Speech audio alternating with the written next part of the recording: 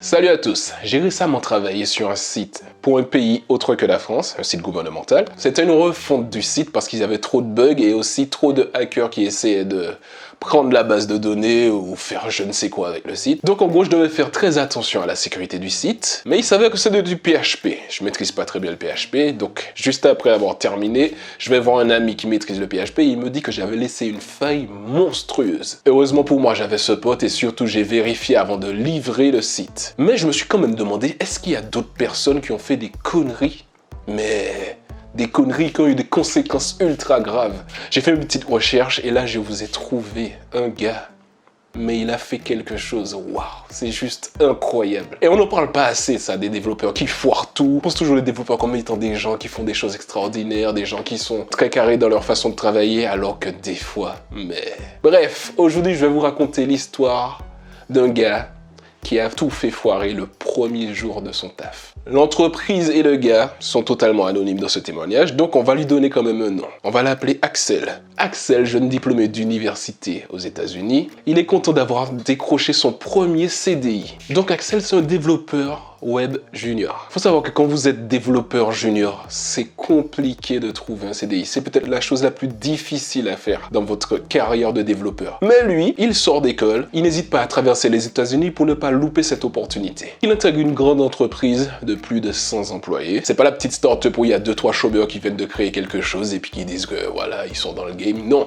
là c'est une grosse entreprise avec plus d'une centaine d'employés, dont 40 développeurs. Le petit Axel arrive dans cette entreprise, fait la connaissance des différentes personnes et ensuite on lui donne un ordi portable de fonction et on lui donne quelques instructions pour qu'il puisse comprendre l'environnement de développement de l'entreprise. On lui remet un document qui détaille comment configurer l'environnement de développement local.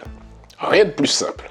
Donc il doit juste exécuter un petit script qui va lui créer une base de données. Le script lui donne aussi des détails sur comment se connecter avec. Donc URL, mot de passe et nom d'utilisateur. À partir de cette base de données, il va effectuer quelques tests. Pour se connecter à cette base de données, au lieu de prendre les informations données par le script, il prend les informations qu'il a sur le document. Erreur de débutant, on va dire, erreur du premier jour.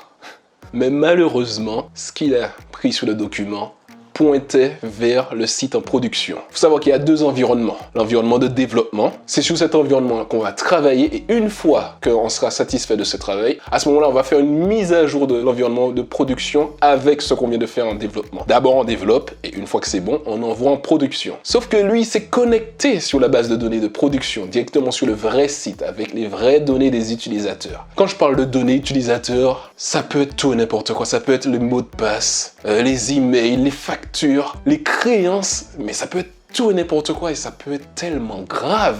Maintenant, il est connecté sur la base de données, il doit exécuter des tests. Quand vous développez quelque chose, pour éviter qu'à chaque modification, vous retestez l'ensemble de ce que vous avez déjà fait auparavant, vous allez faire des tests automatiques. Et lui, il devait faire ça en fait. Il devait juste faire des tests automatisés qui allaient tester cette base de données. Quand il va exécuter ces tests, ça va créer des fausses données. Donc fausses factures, faux clients, fausses commandes, bref, et vérifier si tout va bien en fait. Sauf que lui, il était sur la vraie base de données. Et pour créer les faux, il faut supprimer ce qu'il y a déjà sur la base de données. Donc là, ça supprime tout ce qu'il y a sur la base de données et ça en met des faux en fait. Et lui, il est tout content, donc il fait son petit truc. Il se rend pas compte en fait. Mais c'est grave. Ah, c'est tellement grave. Donc environ 30 minutes plus tard, l'un de ses collègues remarque quelque chose de bizarre. Il fait mais non, mais c'est pas ce qui vient de se passer. Donc il va voir le gars et il dit qu'est-ce que t'es en train de faire bordel? Et là il se rend compte vraiment que le gars en fait il a supprimé toute la base de données. Et là c'est la panique totale. Personne ne sait quoi faire, c'est un bordel, tout le monde le regarde. Ouais, le nouveau il a fait un truc de dingue, mais vous imaginez? Mettez-vous à la place du gars bordel. Ça doit être tellement horrible quand t'es là, t'es un petit nouveau. Les gens te connaissent même pas, ils ont juste dit que c'est le nouveau. Voilà, ils connaissent même pas ton nom. Donc avant d'aller plus loin, sachez que vous êtes une très grande partie à regarder cette vidéo et ne pas être abonné à notre chaîne. Si vous voulez vraiment nous soutenir et nous donner de la force, en gros, abonnez-vous les gars et partagez. Bref, alors que l'entreprise est en train de littéralement sombrer, le CTO l'appelle. CTO, Chef Technical Officer. En gros, c'est le chef technique, quoi. Donc, le CTO l'appelle, il lui dit de venir dans son bureau. Et il lui dit, mot pour mot, pars et ne reviens jamais. Et là, le gars, il est mal, donc il se dit, bon, Il essaye de convaincre, il essaye de dire « mais laissez-moi faire quelque chose pour voilà, arranger la situation ». On lui dit « tu as complètement tout foutu en l'air ».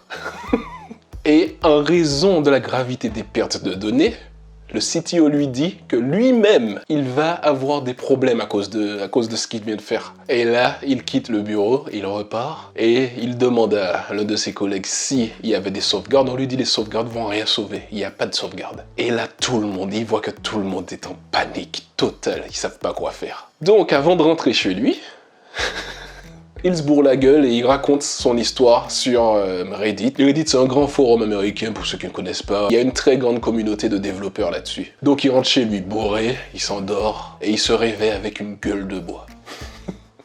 Vous imaginez le premier jour de taf et le lendemain, vous avez une gueule de bois parce qu'on vous a viré.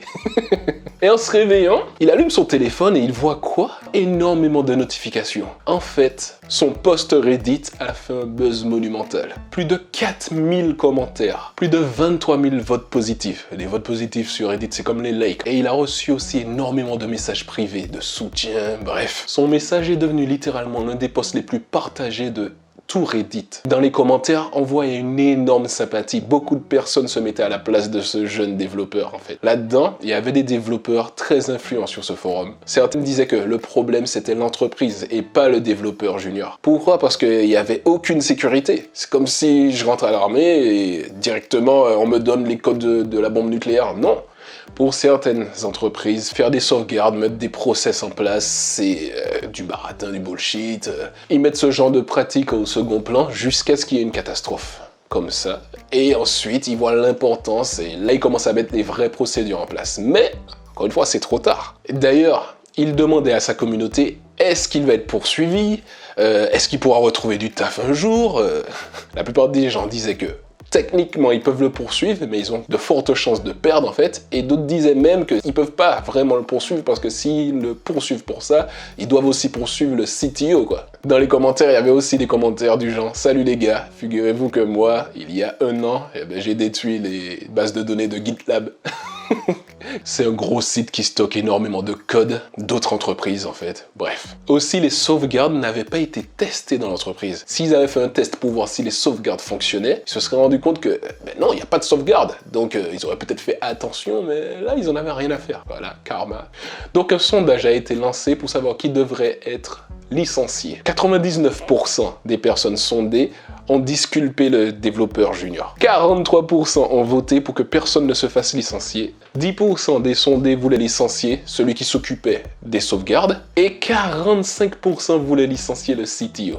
Sur le forum du Hacker News, certains disent même que la sécurité du site, c'est comme un fromage suisse. Comment le gars peut avoir accès à la base de données en production directement sur son environnement local en suivant les instructions qu'il y a sur une feuille, quoi, sur la documentation. C'est un bordel total. Si vous étiez à la place du chef d'entreprise, vous voyez qu'il y a eu ce bordel monumental. Qui est-ce que vous allez virer? Moi, perso, je serais plus fâché contre le CTO que contre un jeune développeur qui vient d'arriver, non. Donc, si vous songez à devenir développeur, ou vous êtes déjà développeur, eh ben les gars, faites attention à la base de données en production. Donc, si cette histoire vous a plu, eh ben, sachez qu'il y a beaucoup d'autres histoires comme ça, j'en ai pas mal. Donc, n'hésitez pas à le dire, je vais vous faire un épisode 2 peut-être. Et je trouve qu'on n'en parle pas assez, mais oui, des fois on foire des choses, mais c'est incroyable les conséquences que ça pourrait avoir. Si vous êtes arrivé jusqu'ici, ça veut dire que vous avez sûrement apprécié cette vidéo, je l'espère. Ou peut-être que vous avez juste trouvé ça nul à chier, vous voulez voir jusqu'où ça pourrait arriver. Dans les deux cas, abonnez-vous, likez, partagez, ça fait plaisir, ça donne la force. C'était Joseph de l'équipage, et sachez que le web ne dort jamais. Ciao!